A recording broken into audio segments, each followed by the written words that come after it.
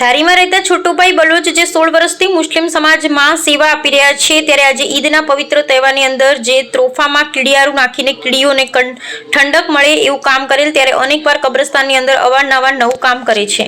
अस्सलाम वालेकुम, મારું નામ છોટુભાઈ બ્લોક છે। આ જે કેડિયારું જે પૂરી રહ્યા છે તોફાની અંદર માં કીડીને ઠંડક મળે છે અને મરહુમ અને સ્વાબતે આ જે આયોજન કરેલું છે અને તોફાની અંદર જો કીડી થાય અને અંદર જે તોફાની અંદર આ જે મટીરિયલ્સ નાખેલું છે એની અંદરથી કીડીઓ અંદર બેઠી ખાય અને કીડીઓને શાંતિ મળે અને ઠંડક રહે છે અને મરહુમના સ્વાબતે આયોજન કરેલું છે। તોફાનું બહુ મહત્ત્વ છે અને કીડીઓની અંદર રહે તો કીડું પગમાં ન આવે, ચેપાય નહીં અને તડકાની તપે નહીં, આની અંદર ઠંડક મળે અને શાંતિથી અંદર કીડીઓ રહે અને એને ખોરાક એને મળી રહે। કેટલા સમયથી તમે સેવા આપો છો?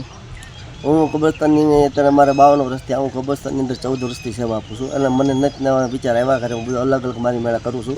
આ વખતે વિચાર આવો આવ્યો કે તોફાની અંદર જો તમે આની અંદર મટીરિયલ્સ નાખ્યો તો કીડીઓ અંદર આવે, તડકાની તપે નહીં, છાયા એકદમ રાખ્યું હોય તો આની તોફાની અંદર ઠંડક રહે છે એવું મેં સાંભળેલું છે એટલે મેં આ એક આયોજન કરેલું છે।